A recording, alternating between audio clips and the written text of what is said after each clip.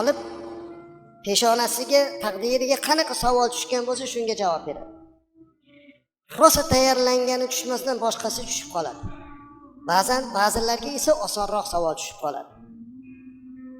U aytmaydiki, mana bu ana shu savolni ber, javobini menga bermadi, bu adolatsizlik demaydi. Hammasi aytadiki, taqdir ekan. Shunday bilet oluvdik, endi shunaqa chiqib qoldi. Biz unga nega siz bu savolni berdingiz, boshqasi javob bermadingiz desangiz, aytadiki, menga shu savol tushdi-da, shu bilet tushdi. Biz ham mana shu umr deb atalmish dunyoga kelar ekanmiz. Qo'limizga nima chiqqan bo'lsa shunday yuribmiz. Shu imtihon. Kimimizdir boy qilib qo'ydi. Bu imtihon. Qani boylikdan qanday o'tamiz? Isrof qilamizmi? Kibrga ketamizmi? Bu mol meniki deymizmi yoki Alloh menga berib turibdi deymizmi? Men kambag'al yetim yesirni haqqini berishim kerak deymizmi? Mana shunday imtihon bilan o'tamiz. Kimimizgadir kambag'al qilib imtihon qiladi. Qani bu sabr qiladimi? Boyligi, rizq Allohdan ekanligiga iymonini qanday mustahkam qiladi?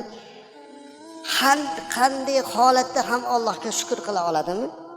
Bu ham imtihon. Kimgadir Alloh taolo quvvat beradi va imtihon qiladi. Qani bu quvvatini qayerga sarflaydi? Zulmga sarflaydimi yoki xayrli ishga, taqvoga, ibodatga sarflaydi? Kimidir Alloh zaif qilib yaratadi, kuchsiz qilib yaratadi. Qani bu kuchsizligida ham Alloh taologa ibodat qiladimi? Yaxshilik qilishga intiladimi?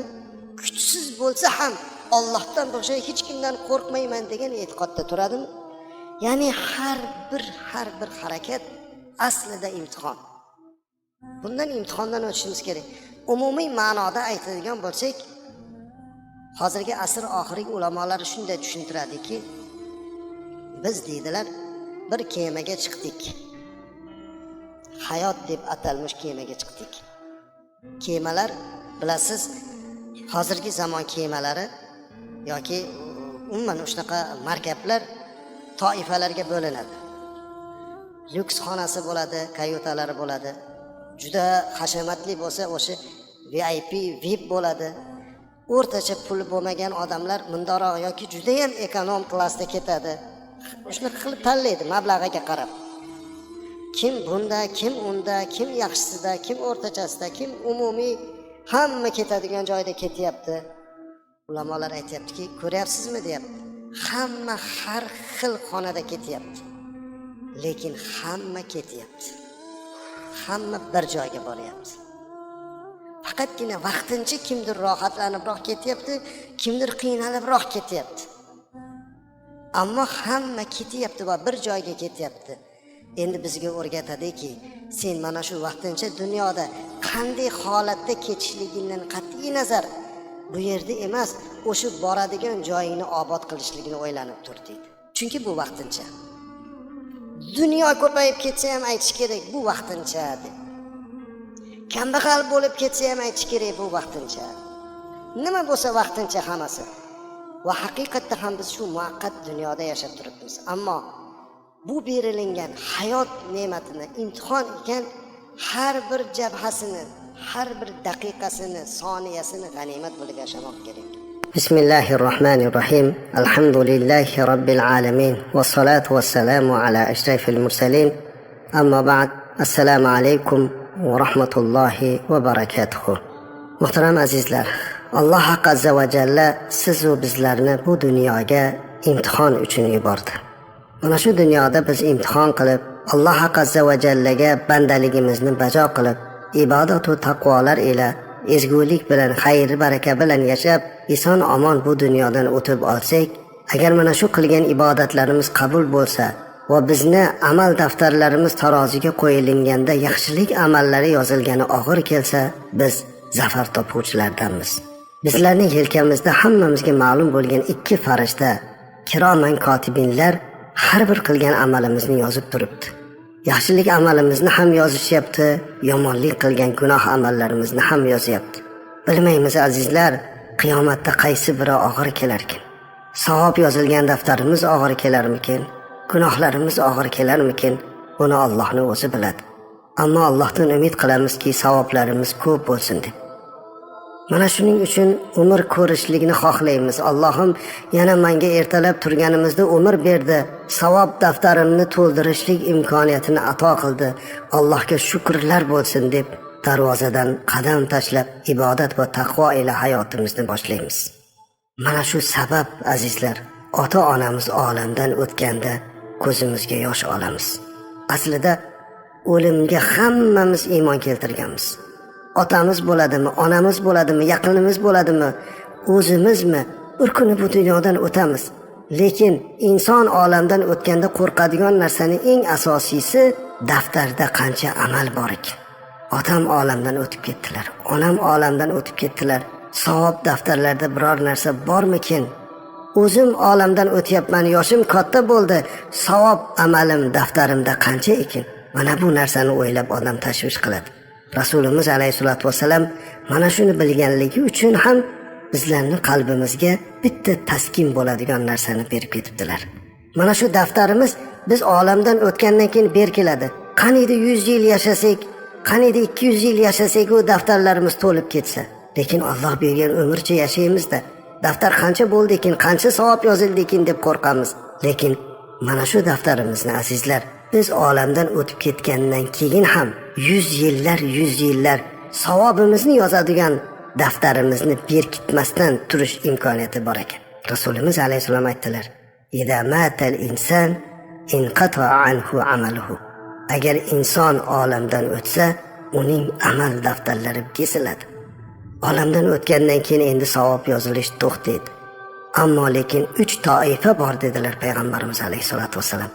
Mana shu 3 kishiniki savob amalini yozadigan daftari berkilmasdan turar ekan, savob yozilaverar ekan. Bu birinchisi sadaqai joriya qilgan odam. Ko'prik qurgan, yo'l qurgan, quduq qazigan, masjid madrasa qurgan, shifoxona qurgan, ko'pchilikka manfaat yetkazadigan biror bir ishni qilib qo'ysangiz, o'sha qilgan inshootingiz toki odamlar orasida foydalanib turar ekan, to u buzilib yo'qolib ketgunga qadar insonlar foydalanaverar ekan, sizni amal daftaringizga savob yozilib turaveradi. Natijada qiyomatda savob yoziladigan daftarimizni og'ir bo'lish imkoniyati ko'payadi. Ikkinchisi al-ilm yuntafi'u bihin nas. Bir ilm qoldirsa-yu boshqalar bundan manfaatlansa, kitob yozib tashlab ketgan bo'lsa, qancha olimlar o'zlaridan kitoblarni tashlab ketdiki, asrlar osha o'qilyapti-da azizlar. Shunday kitoblarki, yillar davomida 100 yillab, 200 yillab, 300 yillab haligacha tilovatdan to'xtamagan kitoblar bor. Bular uchun savob yozilaveradi. Yoki bo'lmasa shogird qoldirib ketsangiz, hunaringizdanmi, ilmingizdanmi shunday bir shogird qoldiringki, o'sha siz o'rgatgan ilm bardavom bo'lsin. To u bardavom bo'larkan, daftaringizga savob yozilaveradi. Savol tug'iladi. Nima qilaylik? Sadaqai joriya qiladigan bo'lsak, dunyoyimiz yo'q-ku. Kitob yozaylik desak, ilmimiz yo'q-ku. Shogird qoldirishlikka imkoniyatimiz yo'q-ku, ilmsizmiz. Demak, bizni amal daftarimiz berkilar ekanda. Yo'q azizlar. Uchinchisini Rasulimiz alayhisolatu vasallam biz uchun aytib ketdilar. Aytdilarki, yoki bo'lmasa, valadun solihun yad'u lahu. O'zidan bir solih farzand qoldirsa-yu, mana shu farzand ota-onasini haqqiga duo qilib turar ekan, uni amal daftari berkilmasdan turadi dedilar. Ota-onangizni 100 yil, 200 yil, 300 yillab amal daftarini davom ettirishni xohlasangiz, siz duo qilishda davom eting va duo qilishni farzandingizga ham vasiyat qiling va duolar bardavom bo'lsin. Qancha umr ko'rar ekansiz, umringiz oxiriga qadar har kuni duo qilsangiz ota-onangizni haqqida, ularning savob daftariga yozilib borar ekan. Bu ishni hammamiz qilishimiz mumkin-da azizlar.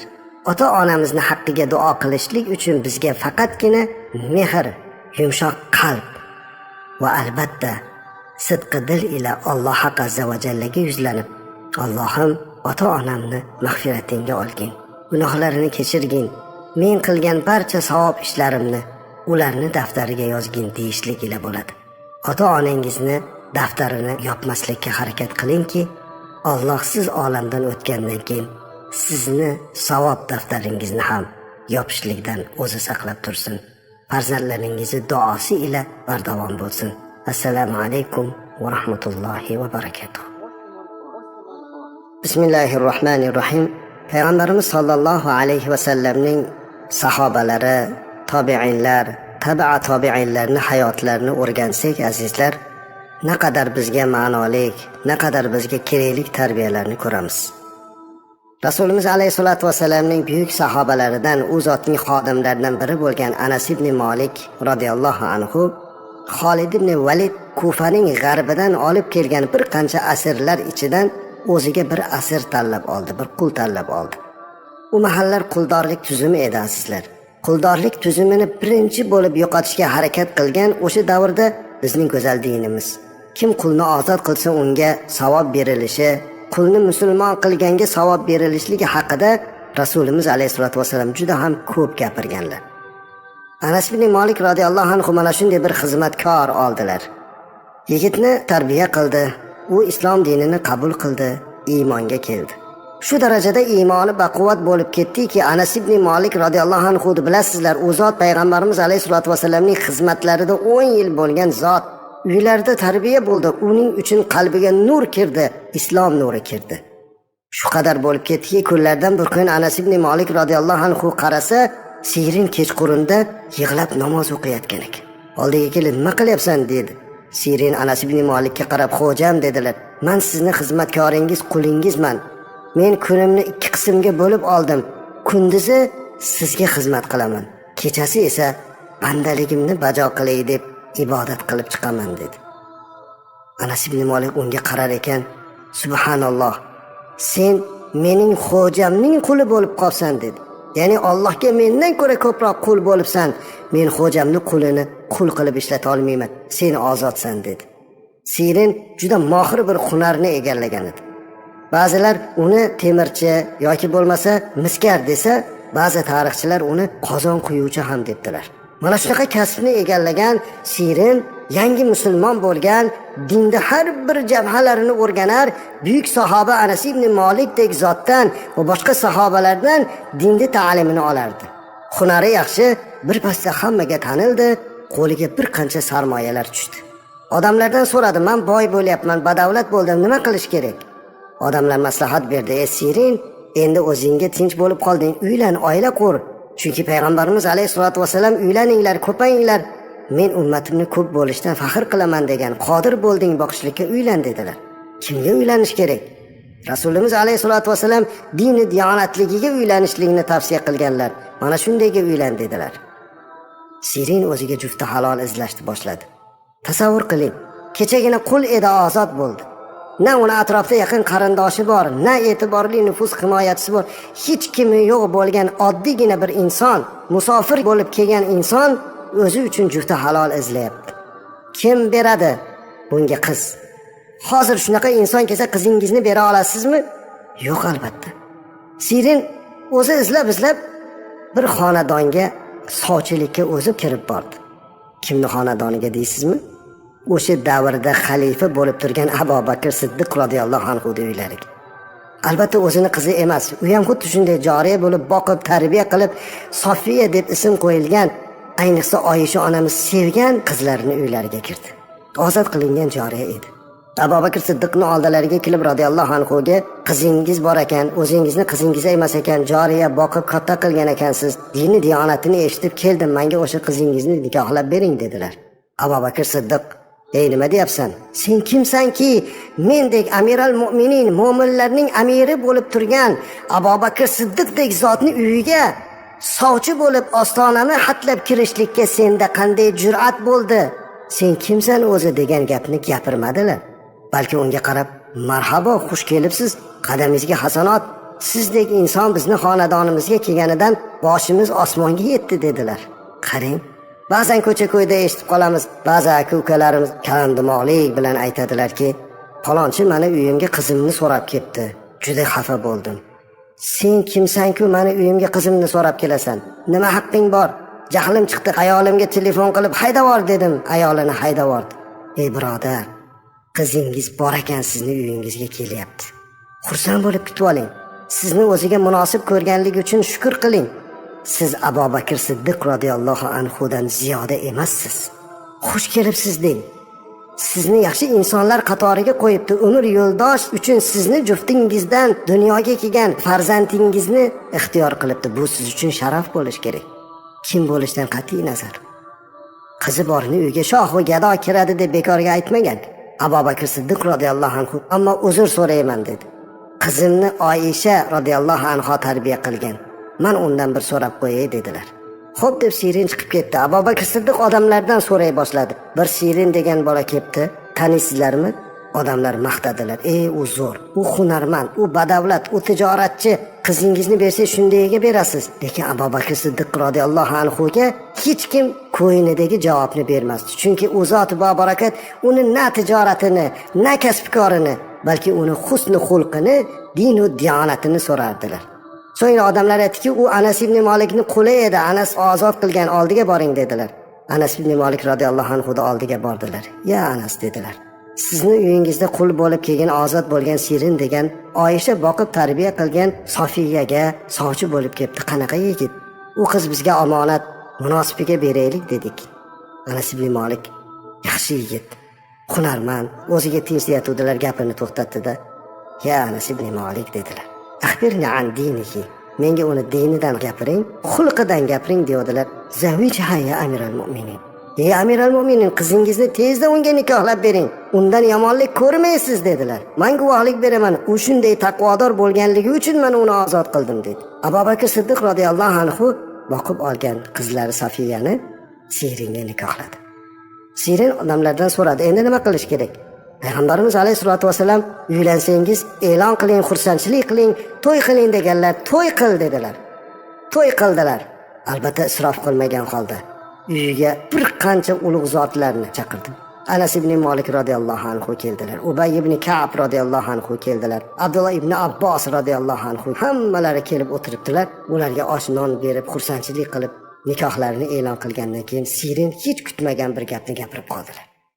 Ularning oldiga chiqib, "Sizlarni men uylanganimni e'lon qilishlikka chaqirishlik bilan birga duolaringizni olmoq uchun chaqirdim. Menga duo qilib beringlar. Alloh mana shu qiz bilan baxtli saodatli qilsin u solih farzandlar ato qilsin" dedi. Oraga sukunat cho'kdi. Kim duo qiladi? O'tirganlardan birlari aytdilarki, "Ichimizda payg'ambarimiz alayhisolatu vasallamning jiyanlari o'tiribdilar" dedi. U zot Ibn Abbos radhiyallohu anhu "Shu zot duo qilsinlar, biz amin deb turaylik" dedilar. "U zotdan boshqamiz duo qilishga haqli emasmiz" dedi. Ibn Abbos radhiyallohu anhu ularga qarab, "Kechirasizlar, ichimizda payg'ambarimiz alayhisolatu vasallam kim Jabroil farishtadan Qur'on eshitishni xohlasa, Abdulloh ibn Mas'udni qiroatiga quloq solsin" degan Abdulloh ibn Mas'ud radhiyallohu anhu qiroatlari Jabroil alayhissalomdek farishtani qiroatiga o'xshatilgan zot o'tiribdilar. U kishi duo qilsalar, men amin dedilar. U kishi aytdilarki, "Kechirasizlar, payg'ambarimiz alayhisolatu vasallamni bir necha yil xizmatlarini qilgan Anas ibn Malik radhiyallohu anhu turibdilar. Bir-birlariga mana shunaqa qildilar. Odobni qarang." Bir payt hammalari to'planib aytdilarki, ichimizda Ubay ibn Ka'b radhiyallohu anhu o'tiribdilar. Qur'oni Karimdagi Bayyina surasi nozil bo'lganda Alloh azza va jalla payg'ambarimiz alayhisolatu vasallamga mana shu Bayyina surasini birinchi bo'lib Ubay ibn Ka'b radhiyallohu anhu ga o'qib berishni topshirgan. Mana shu buyruqni bergan ekan. Payg'ambarimiz alayhisolatu vasallam Ubay ibn Ka'b radhiyallohu anhu oldilariga kelib, "Ya Ubay, Alloh azza va jalla ushbu surani sizga o'qib berishlikni buyurdi" deganda, Ubay ibn Ka'b radhiyallohu anhu ovoz chiqarib, "Alloh meni esladimi? Alloh meni esladimi? Alloh meni ismimni aytdimi?" deb yig'lagan ekanlar. Mana shu zot ham o'tiribdi ekanlarda o'sha davrada. Sahobalar aytdilarki, "Ubay ibn Ka'b duo qilsinlar, biz amin deb turaylik." Ubay ibn Ka'b radhiyallohu anhu duo qildilar. Hammalari amin deb turdilar. Badr ishtirokchilari, ulug' zotlar, mana shunday Ubay ibn Ka'b radhiyallohu anhu, Abdullah ibn Mas'ud radhiyallohu anhu, Ibn Abbos radhiyallohu anhu, Anas ibn Malik radhiyallohu anhu va boshqalar duo qildi. Nima deb o'ylaysiz? Bir yildan keyin Alloh Siringa go'zal bir o'g'il ato qildimi? Hikmat Allohniki azizlar. Farzand bermadi Siringa. 1 yil, 2 yil, 3 yil, 4 yil. Hamma hayron. Nega bunday bo'lyapti? 5 yil o'tdi, 6 yil o'tdi, odamlar muddat o'tgandan keyin Siringa ozgina gapiradigan bo'ldilar. Sirin bola bo'lmayapti-ku, boshqaga uylanib ko'rmaysanmi dedilar. Alloh berib qolar dedi Sirin. Allohdan umidim katta dedilar. 8 yil, 10 yil bo'ldi. Farzand yo'q. Odamlar sal qattiqroq gapira boshladilar. Sirin, bunday qilmagin, yaxshi yigitsan, boshqaga uylana qolgin endi. Yo'q, sabr qilaylik, Allohdan so'rayapmiz, berib qolar. 15 yil bo'ldi. 15 yil. Oxiri odamlar o'rab olib qattiqroq gapirishdi. Sirin, qanaqasan sen? Uylanmaysanmi? Boshqasiga uylan. Axir tug'mas xotin bilan yuribsan deganda Sirin yig'lab yubordi. Nima deyapsizlar? Meni ayolimni boshini kim silagan bilasizlarmi? Oysha onamiz silagan. Meni ayolim Abu Bakr Siddiqdek zotning uyida tarbiyalangan. Meni to'yimda mana shuncha Badr ishtirokchisi duo qilgan. Nima uchun ularning duosidan keyin Alloh menga farzand bermas ekan? Agar o'shundan keyin ham farzand bermasa, men 10 taga uylansam ham bermaydi. Men o'sha duolarning mustajabligidan umid qilaman. Ishlaringiz bo'lmasin dedi. Ba'zi tarixchilar 23 yil, ba'zilar 20 yilda Siringa Alloh bir o'g'il berganini yozadi. Shunday bir o'g'il berdiki, hozirgacha biz nomini eslab ulug'laydigan, tushlarni tafsirini aytib beradigan darajadagi ulamo bo'lgan, taqvoda, zuhdda, ilmda tengi yo'q bo'lgan Muhammad ibn Sirin degan zot dunyoga keldi. Otasini, onasini sabri bilan, otasini, onasini umidi bilan. Ba'zan azizlar, qizimizni turmushga bersak yoki o'g'limizni uylasak, 1 yilda bola ko'rmasa ajratishlik hukmini chiqaramiz. Bo'ldi, bola ko'rmayotgan ajratish kerak. Birodar, farzand berguvchi Alloh, sabr qiling, duo qiling, duo oling, umidingizni uzmang. Albatta Alloh beradi. Allohdan umid qiling. U bechora mushfiq qizingizni xorlamang. Allohdan so'rab turavering. Mana shu zot mana 20 yildan ortiq Allohdan so'radi. Alloh bola berdi. Undan keyin mana tarixchilar yozyapti, juda ko'p aka-ukalar ko'rdi Muhammad ibn Sirin. Hammalari buyuk olim bo'ldi. Muhammad ibn Sirin rahmatulloh alayhi tobiinlardan buyuk zot bo'ldilar. Shunday bir zot bo'ldilarki, taqvoda, ilmda chegarasi yo'q bo'ldi. Hattoki bozorga kirsalar zikrda aytib savdodan to'xtab qolar ekan. Kunlardan bir kun Muhammad ibn Sirin hazratlariga bir odam yog' sotdi. Zaytun yog'i, 40 ming dirhamlik.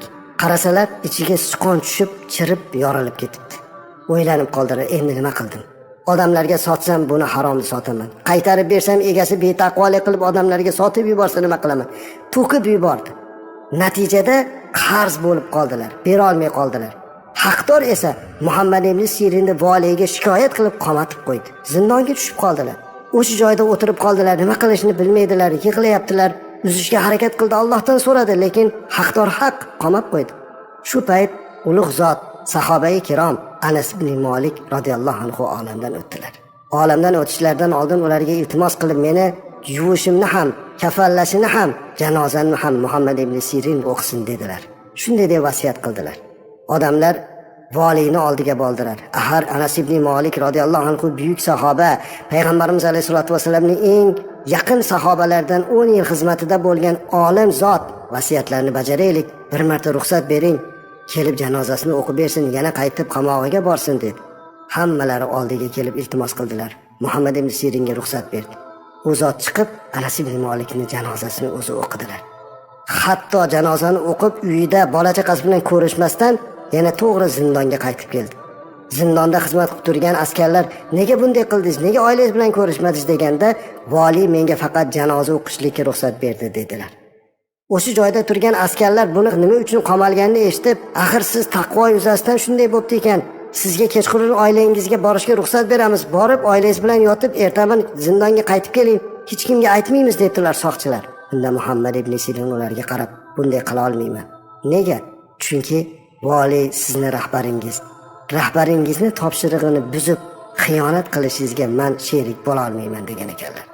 Mana shunday taqvodor zot ota-onasining taqvosi bilan, sabri bilan dunyoga kelgan ekan. Kim duo olsa azizlar, duoning mustajabligidan umid qilsin. Oila qurganlar farzand ko'rishlikdan umid qilsin-da va barcha farzand kutib turganlarga Muhammad ibn Sirindek go'zal taqvoli farzandlarni Alloh ato qilsin. Bismillahirrohmanirrohim. Alhamdulillahi robbil alamin va salatu vassalamu ala ashrafil mursalin. Amma ba'd. Assalomu alaykum va rahmatullohi va barakatuh. Alloh azza va jalla bizlarni bu dunyoga imtihon uchun yuborganligini bayon qiladi. Jumladan har doim biz ko'p eshitib o'qiydigan Mulk surasida Estaizu billah allazi xalaqal mauta val hayata liyabluwakum ayyukum ahsanu amala. Sadaqallohul azim. Ushbu oyatda bayon qilyaptiki, sizlarni qaysi biringizni yaxshi amal qilishligingizni imtihon qilmoqligi uchun o'lim va hayotni yaratgan Alloh. Qarang, haqiqatda ham ushbu oyatda Alloh azza va jalla bizga bu dunyoga imtihon uchun kelganimizni yana bir bor bildirdi. Va tafsirlarda bayon qilishicha, aslida inson uchun eng yaqini bu hayot edi. Hayot keyin o'lim bo'ladi. Lekin Alloh avval o'limni keltirdi. Chunki Alloh nazdida biz uchun yaqini o'lim. O'limga ehtiyot bo'lishlik, unga tayyorgarlik ko'rishligini aytdi. Shunday ekan azizlar, biz bu dunyoda vaqtinchamiz. Tayyorgarlik ko'rishimiz kerak. Imtihon uchun yaralganmiz. Payg'ambarimiz alayhisolatu vassalam ista'iddul mauta qabla nuzulihi dedilar. Kama qala Rasululloh sallallohu alayhi vasallam. O'limga boshingizga o'lim kelmasdan turib tayyorgarlik ko'rib qo'yinglar dedilar. Tayyorgarlik ko'rish azizlar ibodat bilan, yaxshi amallar bilan, xayri saxovatlar bilan bo'ladi. Shunday hayot kechirishimiz kerakki azizlar, biz har kuni u dunyo uchun nima qildik? Kunimiz o'tib boryapti, umrimiz o'tib boryapti. Har kuni daqiqalar o'tyapti. Biz o'limga yaqinlashmoqdamiz.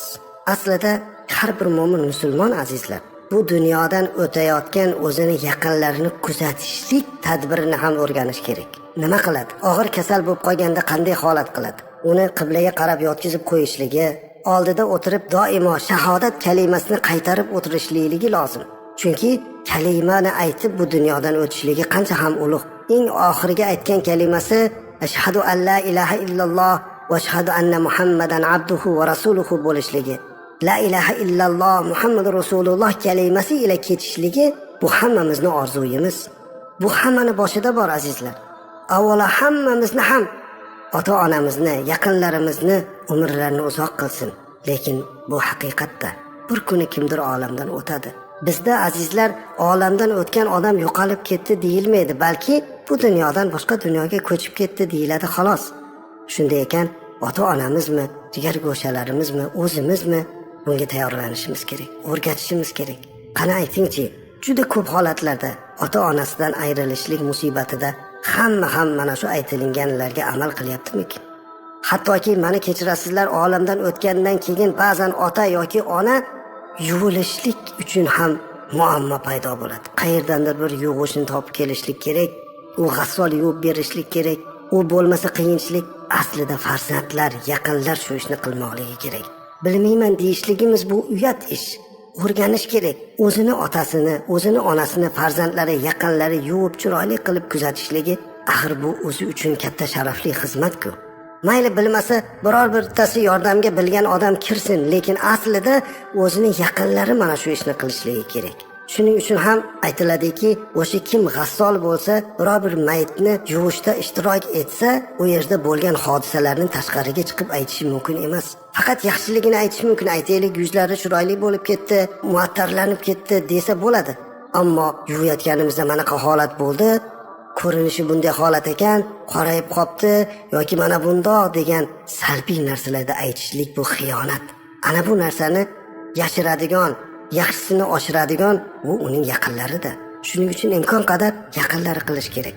Eng achinarlisi, ko'pchilik janozani ham bilmayapti. Hatto janozada farzandlar ko'pchiligi betahorat turib qolyaptilar. Janozada albatta eng birinchi marhumning egasiga biz eslatib turishimiz kerak, tahorat olinglar deb. O'z otasini, o'z onasini janozasida betahorat turib qolmasin. Va kelgan odamlar ham albatta tahorat bilan kelish kerak. Chunki bu ibodat, ibodatga kelinyapti. Shuning uchun albatta tahoratli bo'lishligi kerak. Otadan ayrilib, ota-onani kuzatishligida bo'ladigan katta bir ilm yoki bir narsani o'rganish degan murakkab narsa yo'q. Bu yerda rahmdil bo'ladigan qalb kerak, muhabbat kerak. Kunlardan bir kuni xonadonimizga kechqurunda bir inson kelib chaqirib qoldi. Otam og'ir bo'lib qoldi, yordam bering, nima qilishni bilmayapman dedilar. Bunaqa holatlar bizda ko'p bo'ladi. Darhol uyga kirib tahoratimni yangilab, yugurib oldilariga chiqdim. Yarim tun mashinada ketyapmiz. Mendan yoshi kattaroq odam, so'rayapman. Kim bor uyda? Hech kim yo'q. O'zlari qoldimi? O'zlari qoldi. Tez yordam chaqirmadingizmi? Chaqirdik. Ular kelib, bizni qo'limizdan hech narsa kelmaydi. Oxirgi nafaslarida ekan deb qaytib ketdi. Nima qilishni bilmasam siz oldingizga keldim, deyapti. Men aytyapmanki, borguningizcha olamdan o'tib qolsa nima qilasiz? Endi peshonada domla nima qilishni bilmadim-da deyaptilar. Mashinada ketyapman, o'zim bilan o'zim gaplashyapman. Aytyapman, haqiqatda endi bilmaydi ekanda, nima qilsin? Hech ko'rmagan bo'lsa, qayerdan ham bilsin? Aslida azizlar, bu yerda bilmaydigan nima bor? U yigit so'rayapti, o'zi nima qilishim kerak edi o'sha paytda? Nima qilar edingiz? Otangiz yuziga yuzingizni qo'yib, alvido otajon deb xayrlashasizda. Peshonasiga peshonangizni qo'yib, otajon, sizga farzand bo'lib farzandlik burchini bajara olmaganligim uchun mendan rozi bo'ling deysizda. Yana nima kerak? Yonlarda la ilaha illalloh Muhammad rasululloh, ashhadu an la ilaha illalloh va ashhadu anna Muhammadan abduhu va rasuluhu kalimasini qayta aytib, yuzlarini silab, qo'llaridan o'pib, otajon iymoningiz ila ketishlik nasib qilsin, mendan rozi bo'ling deb qo'yishlik uchun nahotki albatta madrasada o'qigan bo'lishligi kerak. Buning uchun katta ilm kerak emas, mehr kerak, muhabbat kerak, sadoqat kerak, farzandlik haqqini ado qilishlikka bo'lgan ishtiyoq kerak. Men o'shini o'zimga o'zim gapirib ketyapman. Nahotki shuni ham bajara olmasa, ne umidlar bilan farzandni boqib ota, yemay yedirib, kiymay kiydirib, hamma narsam bolamga bo'lsin desa-yu, ammo bu dunyodan o'tayotganda otasini kuzatishga ham arzimaydigan bo'lsa, bunday farzandni kimga keragi bor azizlar? Oxirgi marta otani kuzata olmasa, oxirgi marta onani kuzata olmasa, bu ne farzand bo'libdi? O'zimga o'zim gapirib ketyapman. Uyiga bordim. Kirsam, otaxon hech narsani bilmaydi, tildan qolgan g'arg'ara holatida ekanlar. Bunaqa holatda biz bilasizki, odatimizda Yosin surasini o'qiymiz. Yosinda o'qidim, yo 3 yo 4-mubiniga kelganda otaxonni joni uzildilar. Alloh rahmat qilsin. Tashqariga chiqdim. Nimagadir o'g'li kirmadi. Bu holatda ham ishtirok etmadilar. Oldilariga chiqib o'g'liga aytdim. Xafa bo'lmang, bandalik, otangiz olamdan o'tdilar. Alloh oxiratini obod qilsin dedim. Va farzandni yuziga termildim. Ko'zidan biror tomchi yosh chiqarmikin deb umid qildim. Afsus, men kutgan narsa bo'lmadi. So'ng u o'g'liga qarab aytdimki, yuring ichkariga kiring. Panalari sovib qolmasdan turib, ustidagi kiyimlarini yechib, men tayyorlab qo'yib ketay, ertalab mahallani chaqirarsiz. Kechqurun yarim tun, 2 yoki 1. Farzand menga qarab, yo'q domla, men kirmayman. Nima uchun? Qo'rqaman. Birodar, axir otangiz-ku. Yo'q, baribir men qo'rqaman dedi. Buni kechirdim azizlar. Ba'zan bunaqa ham bo'ladi. Qo'rqadi, otasini ehtimol shunday holatda ko'rishlikni xohlamaydi. Buni ham qabul qilamiz insoniylik nuqtai nazaridan. Mayli birodar, qo'rqsangiz kirmang dedim. Chunki yurak tushib qolmasin dedim. Biror bir holat bo'lmasin. O'zim kirib bir amallab otani tayyorlab, jag'larini bog'lab, yotkizib chiqib ketatsam, otasi bilan xayrlashishlikka kirishlikdan qo'rqqan, otasini oxirat safariga kuzatishlikka qodir bo'lmagan, hatto yechintirib chiroyli qilib qo'yishlikka ham kirishlikdan qo'rqqan farzand menga bir gap aytdi. Bu voqeaga ancha bo'ldi, lekin har safar eslaganimda vujudim titraydi. Domla, mendan tashqari yana 2-3 ta aka-uka, opa-singillarimiz bor. Ularga hali xabar berganim yo'q. Ularga endi xabar beraman. Ertalab hammalari hali zamon kelib qoladilar. Bitta iltimosim bor dedi. Nima iltimosingiz bor desam, otamni og'zida tillatishlari bor edi. Shuni sug'urib bermaysizmi? Ya Alloh. Vujudim qaltirab ketdi. Ustimdan issiq suv quygandek bo'ldi. U insonga qarab aytdimki, tog'larni tolqon qilsang topolmaydigan tillodan ayrilding. 7 qavat yerni kavlab chiqara olmaydigan oltindan ayrilding. Shu 4 ta otangni tishi ko'rindimi ko'zingga? Uni o'zi hassol agar oladigan tish bo'lsa olib qo'yadi. Lekin shu narsani hozir o'ylayapsanmi? Otani oldiga kirishdan qo'rqqan farzand og'zidagi tishlarni olib berishlikni aytishlikdan uyalmadingmi? Chiqib ketdim, xafa bo'ldim azizlar. Juda qattiq xafa bo'ldim. Ertasiga o'sha mahallani oqsoqoliga bo'lgan voqeani aytib berdim. Lekin nimagadir oqsoqol bundan ajablanmadilar. Kallalarini sarak-sarak qimillatib turardilar. Hayron bo'lib, "Nega hayron bo'lmayapsiz?" desam, "Nega hayron bo'lay? Axir bu oilani yaxshi bilaman. U oilada faqatgina dunyodan boshqa g'am bo'lmagan. Marhumni Alloh rahmat qilsin. Farzandlari, ota, bolalar bir-birlariga qarzni oldi-berdi qilib yurgan.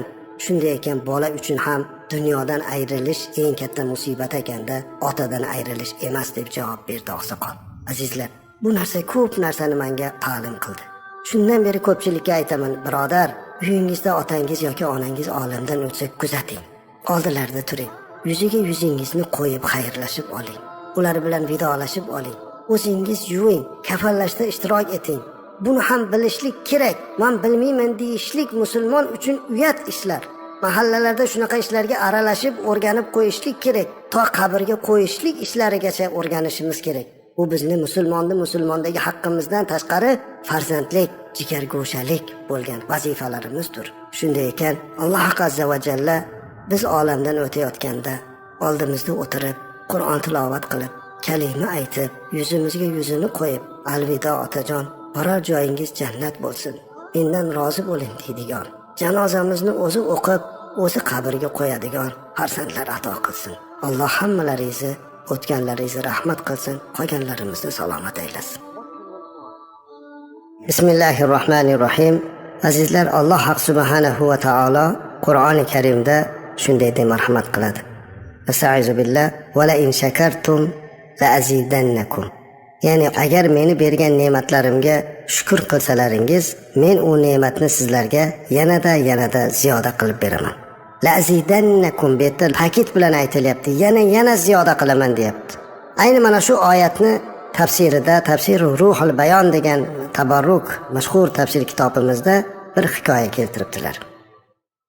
Qadimda Bani Isroil davrlarida Alloh azza va jalla o'sha davrda yashayotgan payg'ambar alayhissalomni bir xonadonga yuboribdi. Haligi oilani oldiga kelib payg'ambar alayhissalom ularga qarab, Alloh meni sizlarni oldingizga yubordi. Sizni hayotingizni Alloh ikki qismga bo'lar ekan. Biri saodat, ikkinchisi shaqovat. Qaysi birini avval tanlashlikni ixtiyori sizga berildi dedilar. Ya'ni azizlar, bu eri xotin endi bir bo'lib agar 40 yil umr ko'rsalar, 20 yili faqat xursandchilik, saodat, maishat bo'lsa, yana 20 yili shaqovatda, baxtsizlikda o'tar ekan. Er va xotin uzoq muzokaralardan, tortishuvlardan keyin fikrlarni aytdilar. O'sha davrdagi payg'ambar alayhissalomga: "Ya Nabiyalloh, biz tanladik, bizga avval baxtliligini, saodatini bersin" dedilar. Va ularni shu kundan hayotlari saodatga aylandi. Dunyoda nimaki baxti bo'lsa hammasi, sog'lom, hamma yo'g'i joyida, uylarida yegulik, hamma narsa bor. Lekin ular shunday ish qildilar. Ayoli kelib aytadi: "Bizni umrimiz ikkiga bo'lingani aniq-ku. Hozir saodatda yashayotgan bo'lsak, ertaga qiyinchilik kelishi aniq. Shuning uchun hozir salomat bo'lib turganimizda, baxtli bo'lib turganimizda, g'am, tashvishimiz yo'qligida yaxshi ishlarni qilib olaylik" dedi. Dunyosi borligida kambag'al, yetim, yesir, beva, bechoralarning holidan xabar oldilar. Sog'lom bo'lib turganlarda ibodatini joyiga qo'ydilar. Faqatgina yaxshilik, fazilat, savob ishlar bilan umrini o'tkazib bordilar. Kunlardan bir kuni yana o'ngizda bo'lsa, sizlarning hayotingizni Alloh ikki qismga bo'lgan edi. Bir qismi saodat, ikkinchi qismi shaqovat edi. Sizlarga ajratilgan saodat, ya'ni baxtlik qismi nihoyasiga yetdi. Endi baxti qarolik, zulmat va qiyinchilik qismi boshlanadi. Lekin Alloh meni sizlarning oldingizga yuborib, bandalarimga men saodat davrini berganimda ular shukr qilib yashaganliklari uchun keyingi baxti qarolik davrini ham men saodatga almashtirdim deb aytib qo'yishligini menga buyurdi Alloh dedi. Va ular umrining oxirigacha saodatli hayot kechirdi. Azizlar, bu bir qissa. Bundan o'zimizga bir xulosa olaylik. Aslida hammamizning hayotimiz o'sha ikki qismdan iborat. Doim bir xil bo'lmaydi. Oyning 15i yorug' bo'lsa, 15i qorong'i deb har doim aytamiz. Bizga saodat kunlarini doim beradi Alloh taolo, lekin biz o'shani shukrini qila olmaymiz. Yoshlik ham o'zi bir ne'mat, sog'lomlik ham o'zi bir ne'mat, lekin biz doim hamma xayrli ishlarni boshqaga suramiz. Yoshlik mahalda o'ynab ol, ibodatda keksalikda qilasan deymiz. Xayr ehsonlarda keyin qilasan, hozir esa maishat qil deymiz. Pulimiz ko'pligida, badavlat bo'lganimizda kambag'al, yetim, yesirlarning holidan xabar olmaymiz. Ertaga xuddi o'zimizga shunday baxtsizlik kelganda, nima uchun bunday bo'ldi deb o'tiraveramiz. Aslida Allohning va'dasi bor ekan. Kimga ne'matlar berilganda uni shukr qilsa, ya'ni uni joy-joyiga sarflasa, shukrona ne'mat qilsa, Alloh uni ziyoda qilib berar ekan. Shunday ekan, bugun kimnidir ishi yurishmayotgandir, kimdir sog'ligidir, kimdir boshqadir. Biling, bu dunyo shunday. Yarimi bundoq, yarimi undoq. Faqatgina sog'lom mahalda, osoyishta mahalda ne'mat berilganda Allohga shukr qilishni unutmaylik. Shunda Alloh yanada ziyoda qiladi. Bismillahirrohmanirrohim. Alhamdulillahi robbil alamin. Vassalatu vassalamu ala ashrafil mursalin. Amma ba'd. Assalomu alaykum va rahmatullohi va barakatuh. Alloh subhanahu va taologa shukronalarimiz bo'lsin. Rasulimiz alayhissalatu vassalamga durud-u salovatlarimiz bo'lsin. Azizlar, siz bilan biz musulmon, mu'min bo'lib yaraldik va Alloh azza va jallaning bir borligiga, payg'ambarimiz alayhissalatu vassalamning payg'ambar ekanligiga iymon keltirdik. Va bu iymonimizni tasdiqi o'laroq biz ashhadu an la ilaha illalloh va ashhadu anna Muhammadan abduhu va rasuluhu degan kalimani ko'p aytamiz. Mana shu kalima azizlar, bu bizni musulmon ekanligimizni isbot qilayotgan buyuk bir kalimadir. Guvohlikdir, shahodatdir. Lekin mana shu narsa ham azizlar dil ila, qalb ila chiqishligi kerak. Ashhadu an la ilaha illalloh. Guvohlik beramanki Allohdan boshqa iloh yo'qdir. Allohdan boshqa iloh yo'qligiga guvohlik beryapsiz. Allohning boru birligiga, Allohning haq ekanligiga iymon keltiryapmiz. Ashhadu anna Muhammadan abduhu va rasuluhu degan kalimani ko'p aytamiz. Mana shu kalimani aytayotganda mu'min bir qalbiga qarab qo'yish kerak ekan. Rasulimiz alayhisolatu vassalam Allohning bizga yuborgan buyuk elchisi, payg'ambari ekanligini tasdiqlayotganimizda, u zotning nomini tilga olganimizda bizda qanday o'zgarish bo'lyapti? Sahobalar kabi qalbimiz titrab, vujudimiz qaltirab, u zotni sog'inyapmizmi? Hazrati Bilol radhiyallohu anhu, birinchi muazzin, birinchi bo'lib Ka'ba ustiga chiqib azon aytishlikka musharraf bo'lgan, asli qora tanlik bo'lgan, habashistonlik bo'lgan Bilol Habash radhiyallohu anhu tarixda birinchi muazzin nomi bilan saqlanib qolgan. Va shuning bilan birga Hazrati Bilol radhiyallohu anhu Alloh azza va jallaning buyuk rasuli bo'lgan payg'ambarimiz alayhisolatu vasallamga muhabbat qilishlikda ham bizga namuna bo'ldilar. Rasulimiz alayhisolatu vasallam olamdan o'tgandan keyin Hazrati Bilol radhiyallohu anhu bir necha kun azon aytib yurdilar. Ammo keyin azon ayta olmay qoldi. Sababi u ashhadu an la ilaha illalloh va ashhadu anna Muhammadan abduhu va rasuluhu kalimasiga kelganda, Muhammad deganda sallallohu alayhi va sallam ko'ziga yosh kelib, ovozlari bo'g'ziga tiqilib qolar edi. Payg'ambarimiz alayhisolatu vasallamning muborak suratlari, siratlari ko'rinar, u zot bilan suhbatlashgan suhbatlari hayoliga kelar. Hazrati Bilol radhiyallohu anhu azon ayta olmay qoldi. Bunga toqat qila olmay qoldi. Ko'chalarda yura olmay qoldi. Qayerga qarasa payg'ambarimiz alayhisolatu vasallam ko'rinar, u zotning izlari, u zotning muborak hidlarini qumsar.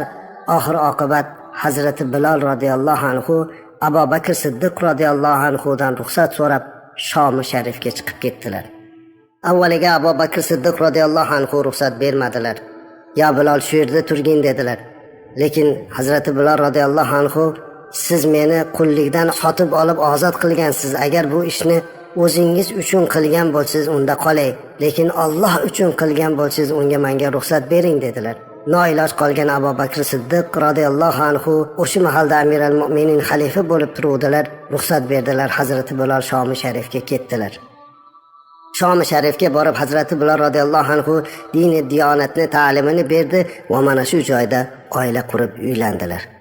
Kunlardan bir kuni Hazrati Bilol radhiyallohu anhu uxlab yotgan edilar. Kechqurun yarim tunda birdan uyg'ondilar-da yig'lab yubordilar. Oldilarida yotgan ayollari hayron bo'lib, "Ya Bilol, nima bo'ldi?" dedilar.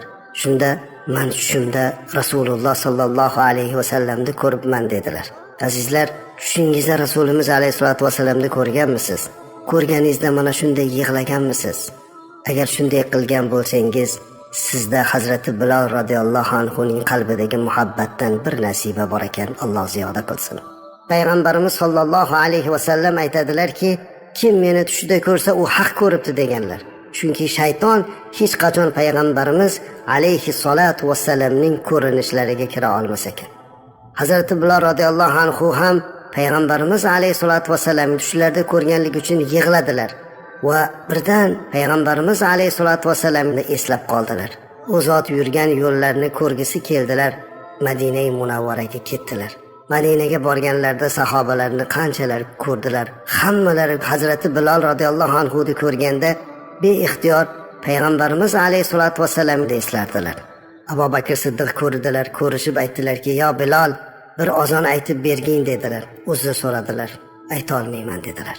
Nega qanday qilib aytaman? Axir men har doim azon aytgandan keyin namozga deb chaqirardim. Qani Rasulim alayhisolatu vassalam qanday aytay deb yig'lab yubordilar. Hammaning ko'ziga yosh keldi. Lekin Payg'ambarimiz alayhisolatu vassalamning nabiralari Imom Hasan, Imom Husayn radhiyallohu anhumolar ham uchrab qoldilar. Hazrati Bilol radhiyallohu anhu oldilariga kelib ko'rishar ekan, "Ya Bilol, bir azon aytib bermaysizmi?" dedilar. Hazrati Bilol radhiyallohu anhu yuzlarda Rasulimiz alayhisolatu vassalamning chizgilari bo'lgan, bir paytlar boshini silab erkalatgan, suyib o'pilgan bu yuzlarga qarar ekan, ularning so'zlarini qaytarishlikni o'zlariga loyiq tutmadilar-da. Hazrati Bilol radhiyallohu anhu yuqoriga chiqib azon aytdi. Azizlar, tarixchilar aytadiki, Hazrati Bilol radhiyallohu anhu azon aytgan mahalda hamma uylardan yugurib chiqdilar. Bir-birlariga hatto Rasulimiz alayhisolatu vassalam tirilib ketdilarmi degan gaplarni ham aytib yubordilar. Chunki Hazrati Bilol radhiyallohu anhuning azonlari hammaga Payg'ambarimiz alayhisolatu vassalamni eslatib yuborgan edi. Hazrati Bilol radhiyallohu anhu o'zining mayin, yoqimli ovozi ila Allohu akbar, Allohu akbar, ashhadu an la ilaha illalloh, ashhadu an la ilaha illalloh deb azonda aytar ekan, butun Madinaga Payg'ambarimiz alayhisolatu vassalamning muborak suratlarini ko'rsatadigan darajada xotira paydo qildi. Hamma Madina ahlini ko'zlaridan beixtiyor Rasulimiz alayhisolatu vassalamning muborak suratlari ko'rina boshladi. Ammo Hazrati Bilol radhiyallohu anhu ashhadu anna Muhammadan abduhu va rasuluhu kalimasiga kelganda yana ayta olmay qoldi. Ovozlari bo'g'ziga tiqilib, Rasulimiz alayhisolatu vassalamning nomlarini aytayotganda o'tirib qoldi. Beixtiyor azon to'xtab qoldi. Pastda turgan hamma odamlar Hazrati Bilolning bu holidan ta'sirlanib yig'ladilar. Sahobalar aytadilarki, Rasulimiz alayhisolatu vassalam olamdan o'tganda yig'lagandagi kabi yig'i mana shu Hazrati Bilol radhiyallohu anhu azon aytganda yana takrorlandi dedilar. Hamma yig'ladilar. Butun Madina ahli Payg'ambarimiz alayhisolatu vassalamni eslab ko'zlariga yosh oldilar. Hazrati Bilol radhiyallohu anhu Rasulimiz alayhisolatu vassalam ismlarini ayta olishlikka toqati yetolmay qoldi. Muhabbatidan xotirasi bunga hech imkoniyat bermadi. Bu tarixiy bir voqea bo'lib qoldi. Madina ahli yana bir karra Rasulimiz alayhisolatu vassalamni esladilar. Shunday ekan azizlar, har bir kalimani aytayotganimizda, ayniqsa Rasulimiz alayhisolatu vassalam ismlarini aytayotganimizda, u zot va barakatni qalbimizni tub-tubida joylanib turganligini his qilib aytmoqligimiz kerak. Ashhadu an la ilaha illalloh va ashhadu anna Muhammadan abduhu va rasuluhu sallallohu alayhi va sallam. Hammalarimizni u zotni muhabbatidan bebahra qilmasin. Sahobalarda bor bo'lgan, Hazrati Bilol radhiyallohu anhuda bor bo'lgan muhabbatlardan bizga ham Alloh qalbimizga joylashini o'zi nasib qilsin. Bismillahirrohmanirrohim. Alhamdulillahi robbil alamin va salatu vassalamu ala ashrafil mursalin. Amma ba'd. Assalomu alaykum va rahmatullohi va barakatuh. Muhtaram azizlar, Alloh azza va jallaning mo'min musulmon bandasi bo'lganligimiz uchun Allohga shukronalar aytamiz. Alloh azza va jallaga iymon keltirganligimiz uchun, Alloh azza va jalla bizni mu'min qilib yaratganligi uchun Allohga shukronalar aytamiz. Muhammad sallallohu alayhi va sallamga ummat qilib yaratganligi uchun Allohga shukronalar aytamiz. Chunki Alloh bizni sevganligi uchun ham bizni mu'min musulmon qilib yaratdi. Alloh azza va jalla siz bilan bizni shu qadar sevadiki azizlar, biz buni tasavvur ham qila olmaymiz. Sevganligi uchun ham bandalarini gunohlarini kechirib, gunohlarimizni satr qilib boradi. Lekin banda ekanmiz.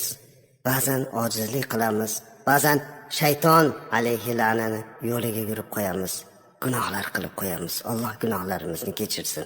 Shuning uchun ham biz Alloh azza va jallaga ko'proq istig'for aytishimiz kerak. Astagfirulloh. Allohim, meni mag'firatingga olgin. Meni gunohlarimni kechirgin. Men bir ojiz bandangman. Bilib bilmasdan qilayotgan gunohlarimni o'zing af etgin deb Allohga istig'for aytib borishimiz kerak. Mana shu istig'forimiz bizni gunohlarimizni yuvib turadi. Payg'ambarimiz alayhi salatu vassalam o'zlari ham bir kunda bir necha marotabalab istig'for aytishliklarini aytadilar. Aslida Rasulimiz alayhisolatu vassalam har qanday gunoh qilishlikdan pokdirlar. Jannatdagi maqomlari ham aniq bo'lsa, lekin Rasulimiz alayhisolatu vassalamdek zot bir kunda 100 marta istig'for aytsalar, unda biz nega aytmaylik? Boshingizga g'am keldimi, aziz birodar, istig'for ayting. Qarzingiz ko'payib, kechalari uxlay olmayapsizmi? Unda istig'for ayting. Birovlarda haqqingiz bor, ola olmay diqqat bo'lib yuribsiz. Istig'for ayting. Aziz opa-singlim, go'zal qizim, farzand ko'rmayapsizmi? Ko'zingiz namlanyaptimi? Nega farzand ko'rmayapman deb diqqat bo'layapsizmi? Istig'for ayting.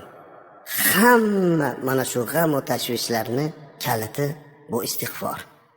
Musa alayhisalom davrlarida odamlar har qancha duolar qilsa ham yomg'ir yog'madi. Oxiri odamlar kelib, "Ey Musa alayhisalom, biz bilan birga chiqib duo qilishing, shoyat Alloh bizga yomg'ir bersa duo qilib bering" dedilar.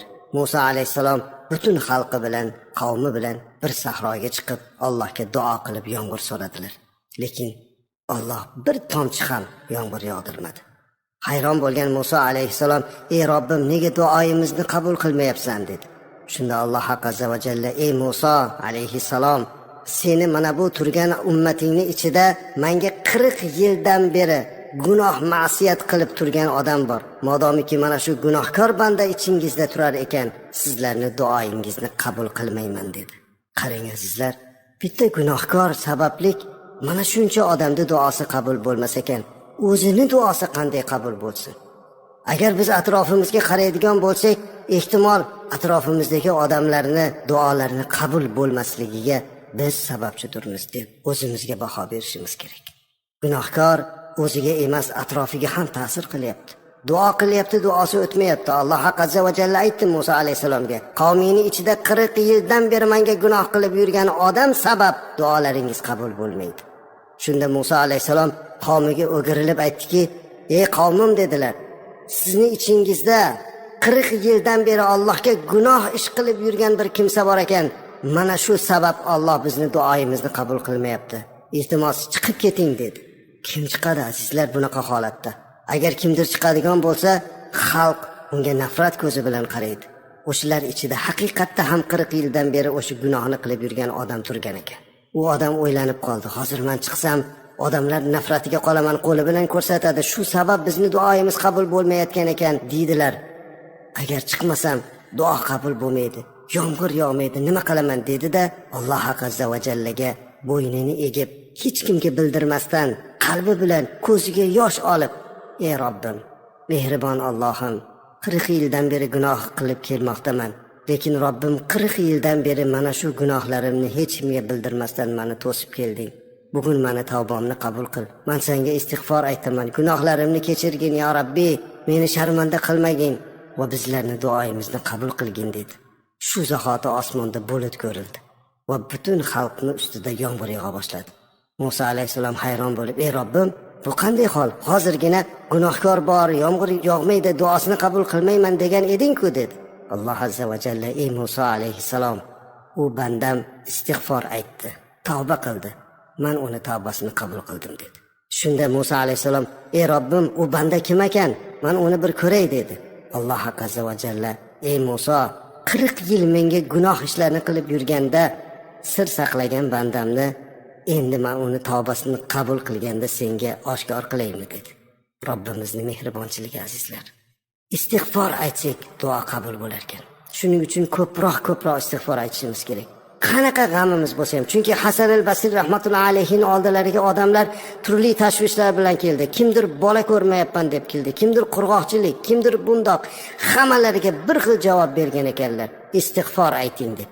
Ha azizlar, istig'for rizqimizning kalitidir. Istig'forlarning eng ulug'i, eng sayyidul istig'for Payg'ambarimiz alayhisolatu vasallam tomonidan bizga o'rgatilgan.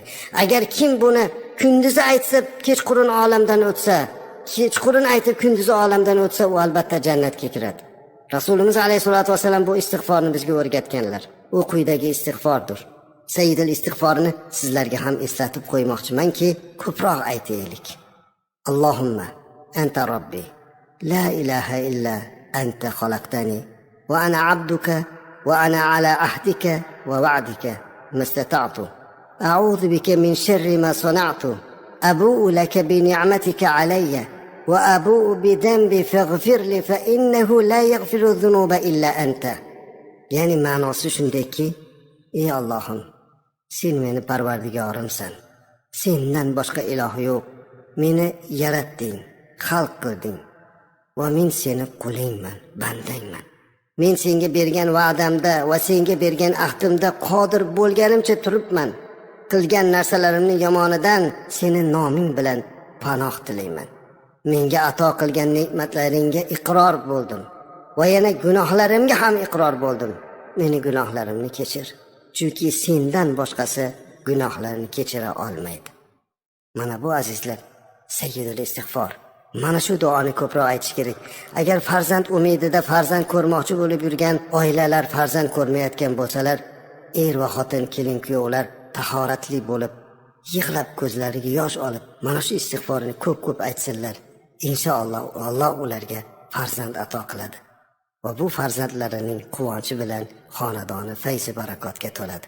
Qarzdorlar, bemorlar, hojatmandlar hammasi istig'for aytish kerak. Alloh sizni bizlarni istig'forimizni qabul aylasin. Bismillahirrohmanirrohim. Alhamdulillahi robbil alamin. Vassalatu vassalamu ala ashrafil mursalin. Amma ba'd. Assalomu alaykum va rahmatullohi va barakatuh. Muhtaram azizlar, biz dunyoda mo'min musulmonlar hammalarimiz bir-birimizga do'st, qadrli ulfat bo'lib hayot kechiramiz. Bizlarning eng katta dushmanimiz bor. Mana shu dushmanning yomonligidan doimo panoh so'raymiz. Bu dushmanimiz kim? Bu shayton alayhi la'natur. Alloh subhanahu va taolo Qur'oni Karimda shaytonni bizga aduvun mubin, u ochiq, ravshan dushmandir deb bayon qildi. U la'natlangandir. Shunday ekan, biz uni dushman deb bilishimiz kerak. Lekin bir narsani doim yodimizda tutmoq kerak azizlar. Shayton bizning dushmanimiz. U badbaxt doimo bizni vasvasa qilishlikka, yo'ldan ozdirishlikka harakat qiladi. Biz uni yomonligidan qutulishga harakat qilib boramiz. Lekin shaytonning yomonligidan Allohning yordami bilangina qutulishligimizni esdan chiqarmaslik kerak. Shuning uchun ham doimo A'udhu billahi minash shaytonir rojim deymiz. La'natlangan shaytonning yomonligidan Allohim sendan panoh so'raymiz deb aytamiz. Agar Allohning yordamisiz biz shaytonni yenga olganimizda bu kalimani hojati bo'lmas edi. Holbuki Qur'oni Karimda Alloh azza va jalla o'zi agar sizlarni mana shunaqa shayton vasvasa qilayotgan bo'lsa, Allohga istioza ayting deb o'rgatgan. Shunday ekan biz shaytonning yomonligidan doimo himoyalanishligimiz uchun Allohdan yordam so'rab, o'zimiz qalbimiz bilan bunga harakat qilmoqimiz kerak. A'udhu billahi minash shaytonir rojim. Allohning la'natiga uchragan shaytonning yomonligidan panoh so'rayman. Alloh bizni uni yomonligidan saqlasin.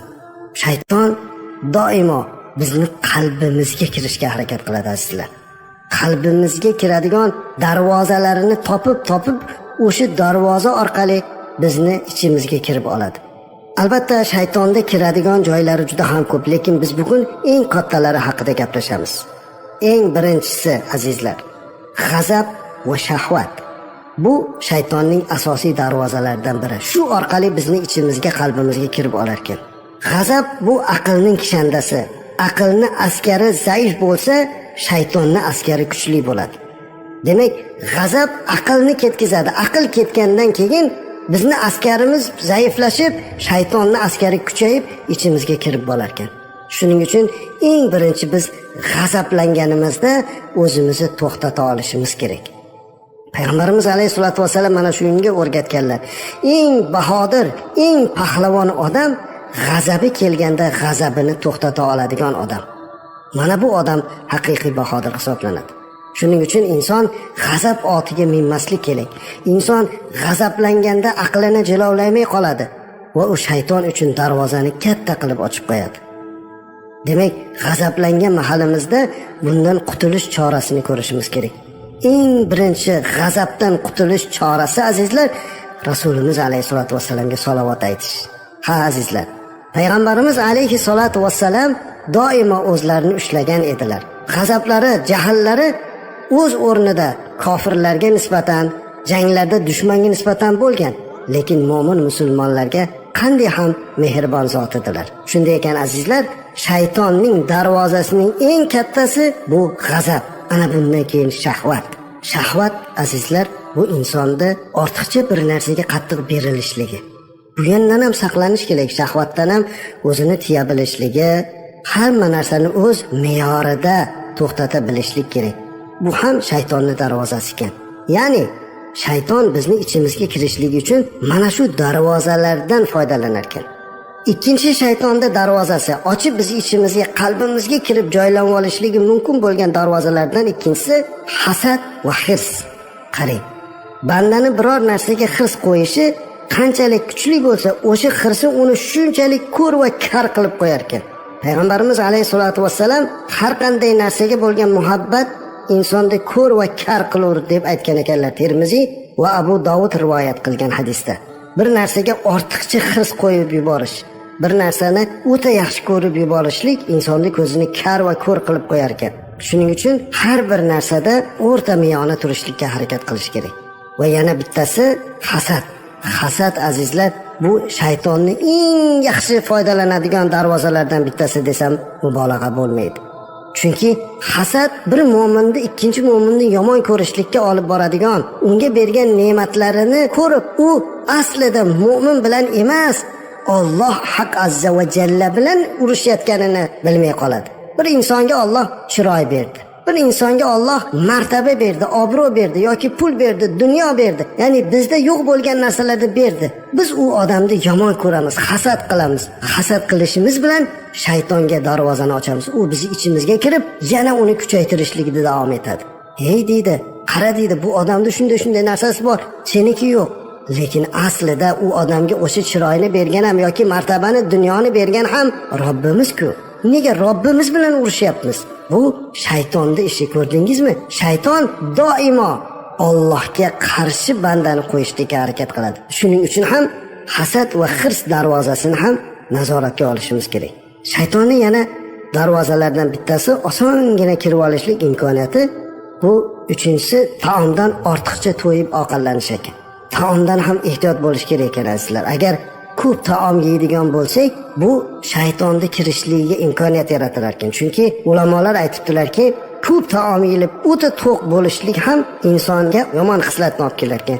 Qalbidan Allohning xavfini ketkizishga sabab bo'lar ekan.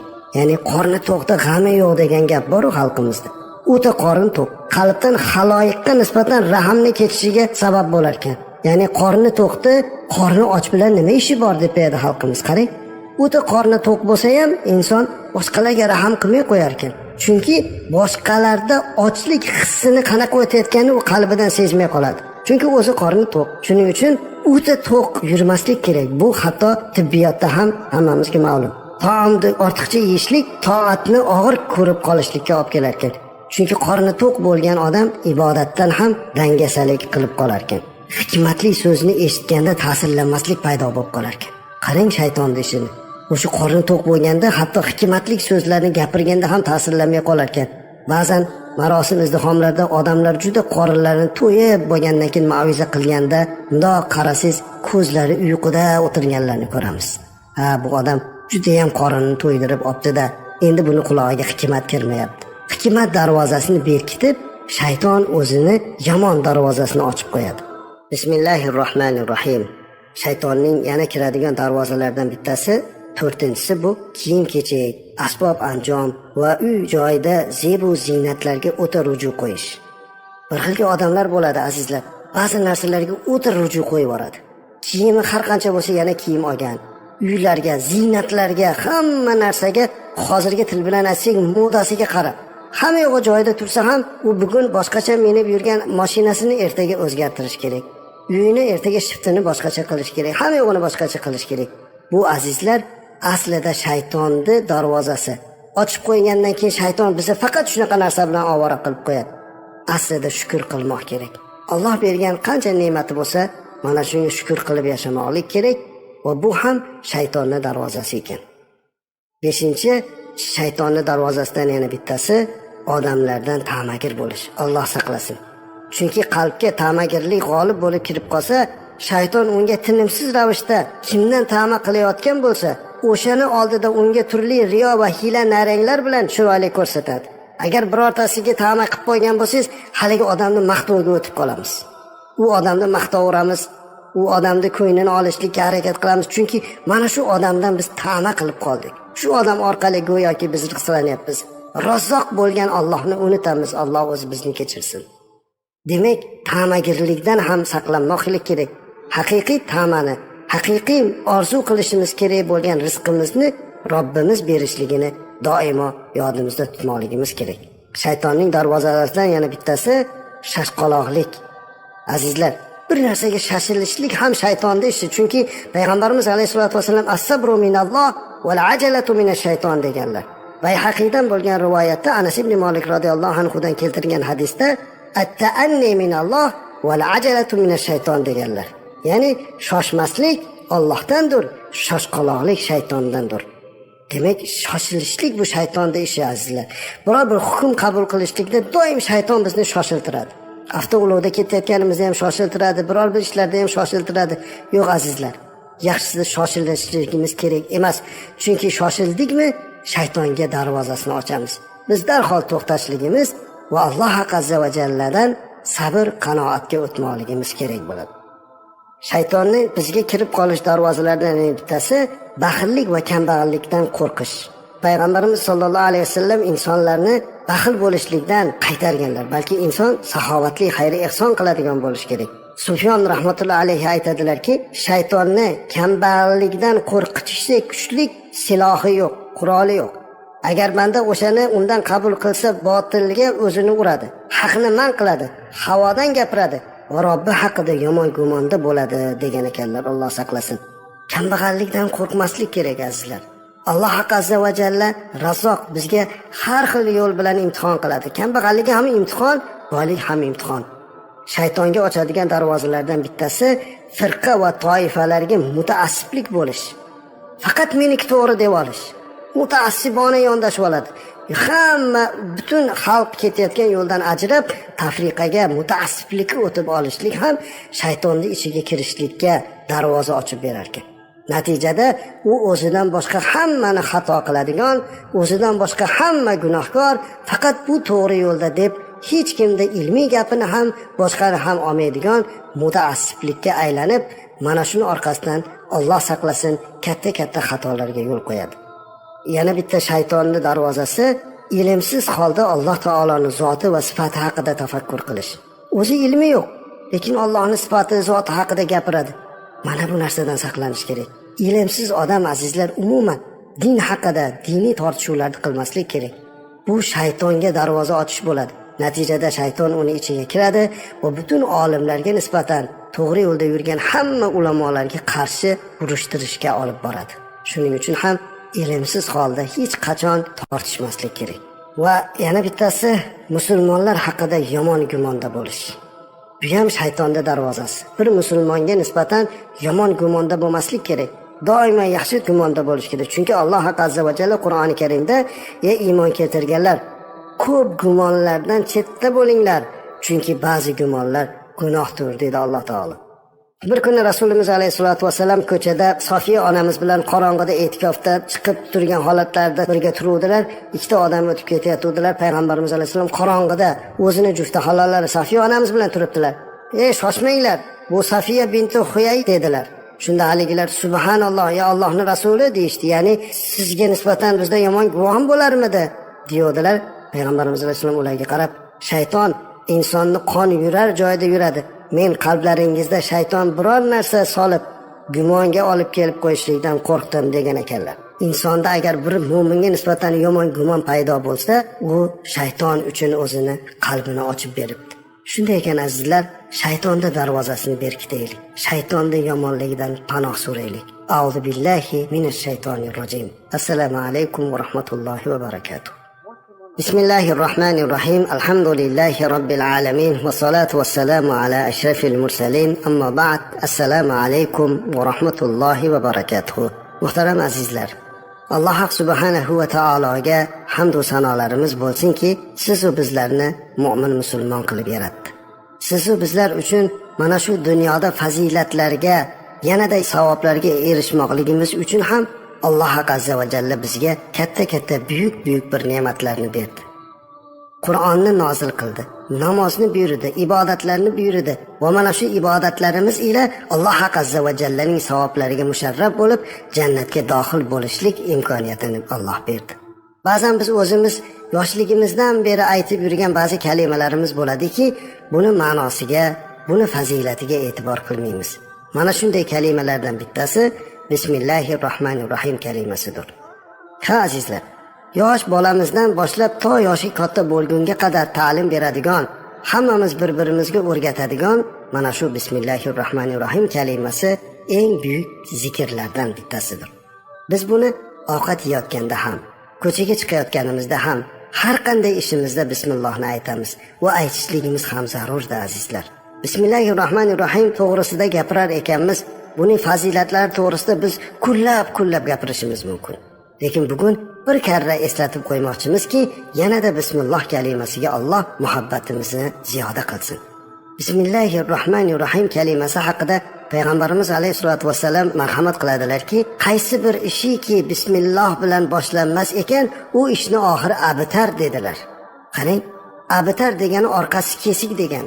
Qanaqa ish bo'lsin, agar u bismillah boshlanar ekan, uning oxiri yaxshilik bilan tugamaydi. Uning oxiri yo'q. Shuning uchun ham albatta biz bismillah kalimasini aytishimiz kerak. Ibodat qilishni boshlaganimizda ham bismillohni aytamiz. Bismillahirrohmanirrohim deganni avvalida boshlayman degan bir so'z bor azizlar. Ya'ni men Rahmon va Rahim bo'lgan Allohning ismi bilan qiroat qilishlikni boshlayman. Men Rahmon va Rahim bo'lgan Allohning ismi bilan mana bu ishni qilishlikka kirishaman. Men Rahmon va Rahim bo'lgan Allohning ismi bilan avtoulovimni minishlikni boshlayman. Va hokazo. Bu bandani Allohning oldida xokisor ekanligini va Allohning quvvati yordamisiz hech narsa qila olmasligini nishonasi bo'lar ekan. Allohdan yordam so'ragan bo'lamiz. Robbim, men bu qiroatni ham, ibodatni ham yoki mana bu ishlarimni ham seni yordamingsiz qila olmayman. Shuning uchun men seni noming bilan, seni isming bilan boshlayman deyapti. Va albatta bu ish uchun Alloh baraka beryapti. Agar shunday bo'lmasa, u ish barakasizdir. Jabir ibn Abdullah radhiyallohu anhu dan rivoyat qilingan hadisda Payg'ambarimiz alayhisolatu vasallam aytadilarki, "Idza dakhala ar-rajulu baytahu fadhakaralloha 'inda dukhulihi va 'inda ta'amihi, qala ash-shaytanu la mabita lakum wa la 'asha'a. Wa idza dakhala falam yadhkurullaha 'inda dukhulihi, qala ash-shaytanu adraktumul mabita.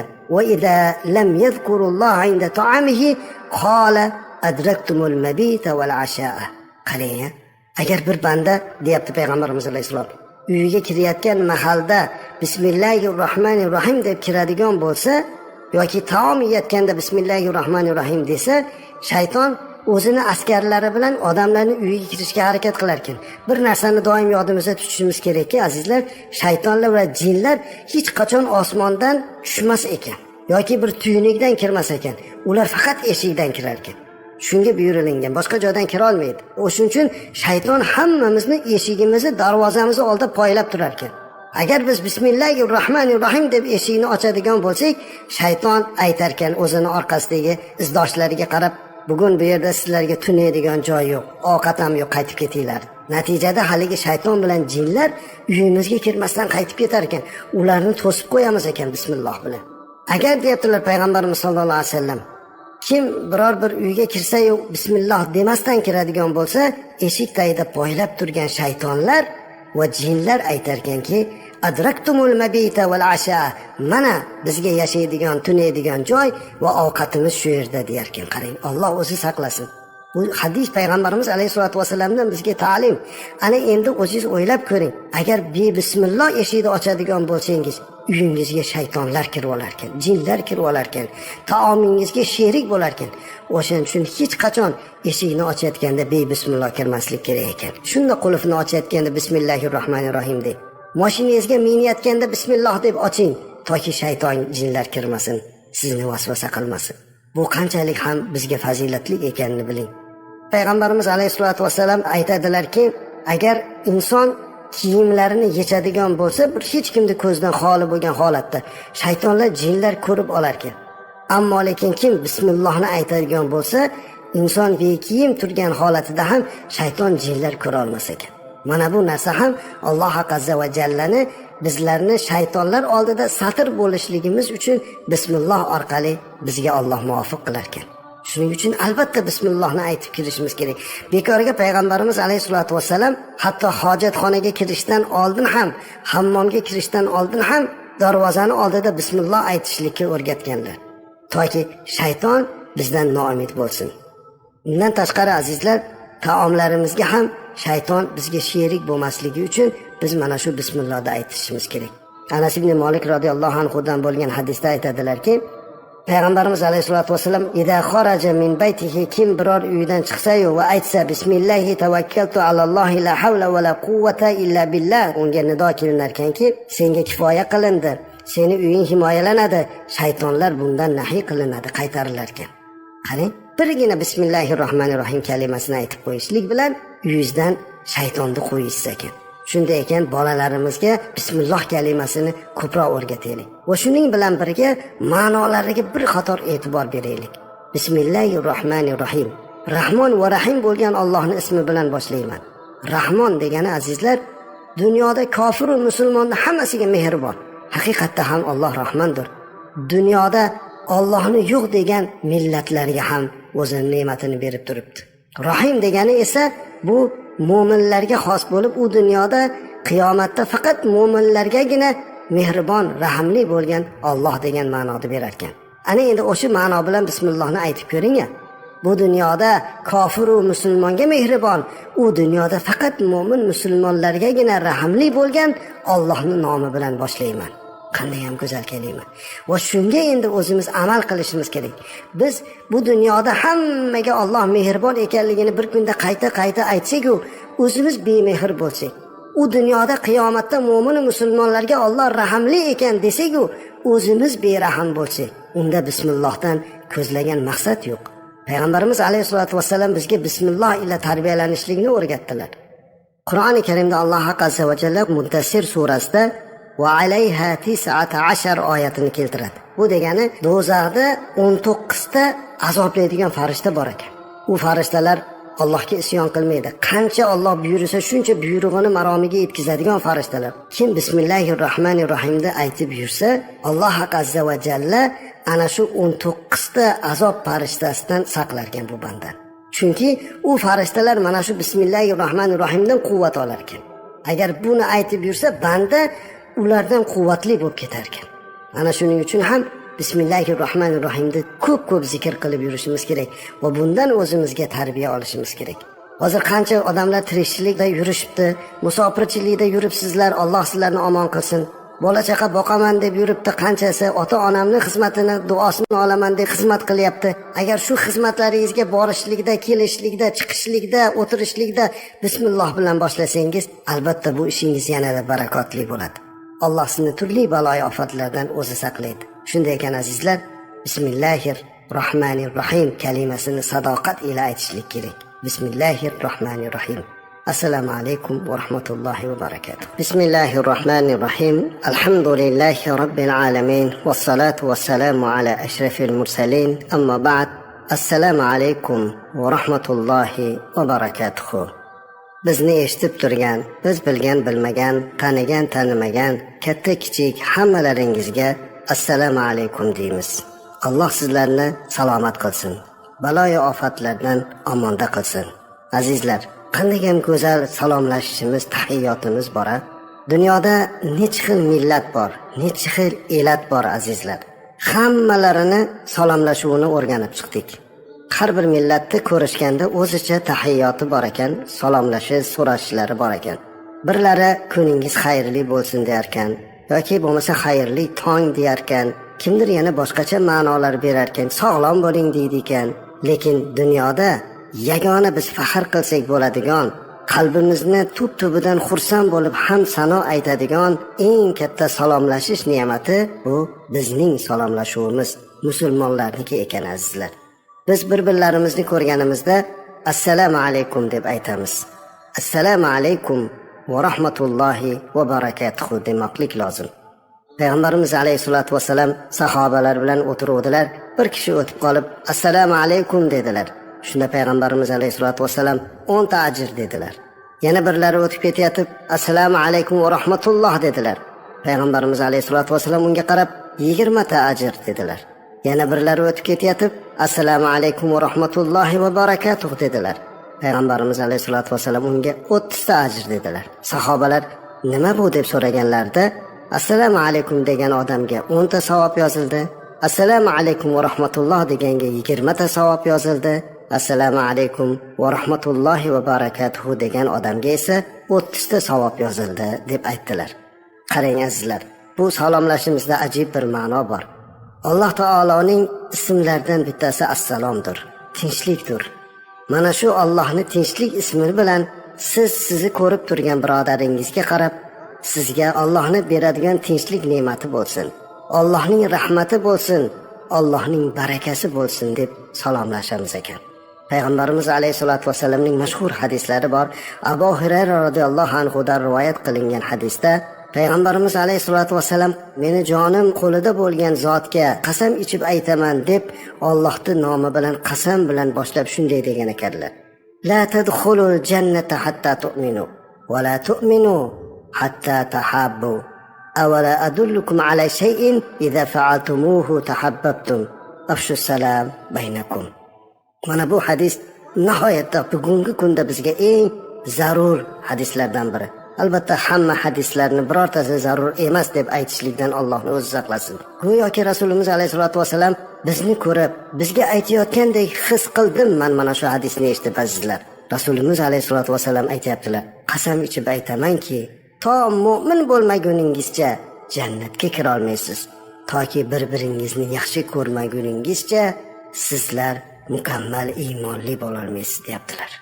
Bu orqasidan ajib bir narsani o'rgatdilar. Avvala adullukum ala shay, bir narsaga dalolat qilaymi? Agar o'shani qilsalaringiz o'z-o'zidan bir-biringizni yaxshi ko'rib qolasiz dedilar-da, orqasidan afshus salam baynakum, oralaringizda salomni yoyinglar dedilar.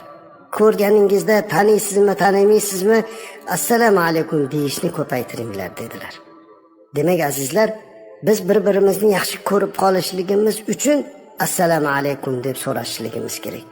Mana shu salomlashuv bu islomning shioridir. Bu bizda bor faqat. Buni ma'nolari ham go'zal. Ushbu salomning sharhida ulamolar shunday debdi. Agar siz bir insonni ko'rib unga assalomu alaykum desangiz, bu so'zingizni tagida quyidagi ma'no bor ekan. Siz u odamga qarab, "Hey birodar, siz meni tilimdan ham, qo'limdan ham omondasiz" deb uni tinchlantirish va'dasi bor ekan. Kimgadir assalomu alaykum dedingizmi? Demak siz unga va'da berdingiz. Mana shu odam sizni qo'lingizdan ham, tilingizdan ham ozor topmasligi kerak. Bu va'da mo'minning va'dasi. Mo'minning va'daga vafo bo'ladi. Aytingchi aziz birodar, ro'parasidan bir inson sharpa ko'rindi. Insonning qalbida qo'rquv paydo bo'ladi. Kimikin bu kelayotgan odam menga zarar beruvchimikin? U odam sizni tanisa-da, tanimasa-da uzoqdan ko'rib assalomu alaykum dedi. Sizni qalbingizda rohat paydo bo'ladi. U odam sizga qarab, "Ey birodar, ko'nglingizni xotirjam qiling. Siz meni tilimdan ham, qo'limdan ham salomatsiz, omondasiz" deyapti. Alloh sizga tinchlik bersin deyishlik bilan mana shu va'dani beryapti. Siz xursand bo'lib unga javob berasiz. "Va alaykumussalam va rahmatullohi va barakatuh." Sizga ham Allohning tinchligi bo'lsin, Allohning rahmati bo'lsin, Allohning barakasi bo'lsin. Siz ham meni qo'limdan ham, tilimdan ham omondasiz. Sizga zarar keltirmayman deysiz. Mana bu qanday ham go'zal tahiyyot. Lekin azizlar, bu narsa hozir bizda faqatgina tilda qoldi xolos. Qalbdan chiqmayapti. Assalomu alaykum deb qo'yishimiz faqat tilda qoldi. Lekin biz aslida yuqoridagi payg'ambarimiz alayhisolatu vasallamning hadislariga e'tibor beradigan bo'lsak, qalbimiz titrab ketishi kerak. Toki musulmonlar bir-birini yaxshi ko'rmaguncha mu'min bo'lmas ekan, toki mu'min bo'lmaguncha jannatga kirmas ekan, biz bir-birimizni yaxshi ko'ra olyapmizmi? 21-asrdagi eng katta muammolardan bittasi ham musulmonni yomon ko'ryapti. Dinimizga qarshi bo'lgan, islom dinini yomon ko'rganlarni eng katta kurashi uslublardan bittasi musulmonlarni musulmonlarga qarshi qo'yish, bir-birimizni xunuk ko'rsatish, bir-birimizga dushman qilish. Holbuki biz tanisak ham, tanimasak ham bir-birimizga salom berib yurganlarmiz. Ko'chada ketyapmiz, bir birodarimiz ko'rib qoldik, assalomu alaykum dedik, unga qarab tilimiz bilan aytdik, ey birodar, sizga Allohning tinchligi, barakosi bo'lsin, rahmati bo'lsin deyapmiz. Va u so'zni zamirida siz meni tilimdan ham qo'limdan ham omondasiz deyapmiz. U odam ketishiga tilimiz bilan uni g'iybatini boshlayapmiz, uni ig'vosini boshlayapmiz. Mana shumi va'da? Shumi tahiyyotdagi va'da? Yo'q azizlar, salomda bunday qilib bo'lmaydi. Salom berdikmi, va'da qildikmi, biror bir insonga qarab siz meni tilimdan ham qo'limdan ham ozor topmaysiz dedikmi, demak mana shu so'zimizda sobit turishimiz kerak. Agar biz hamma joyda bir-birimizga mana shu salomni aytib yurar ekanmiz, unda bir-birimizga muhabbatimiz ziyoda bo'ladi.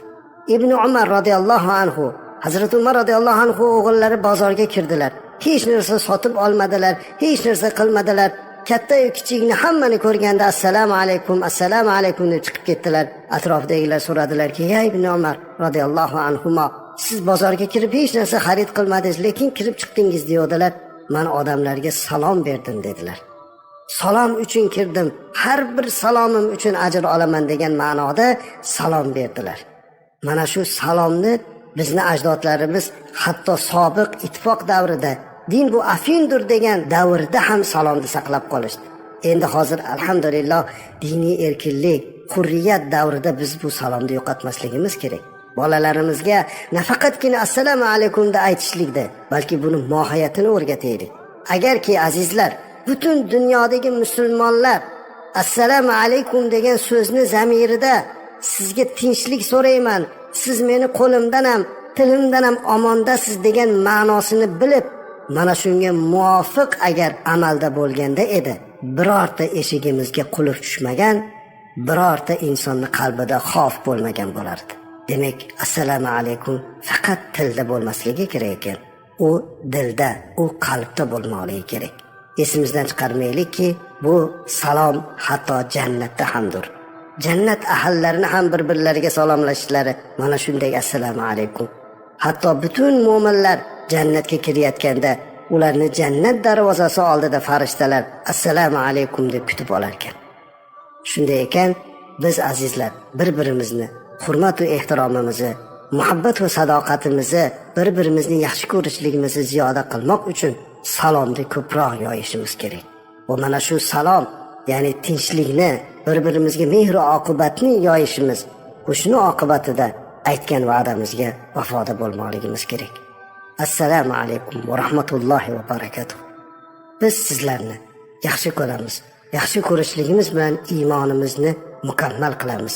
Va barcha iymoni mukammallarning joyi jannatda bo'lishligini Alloh muvaffaq aylasin.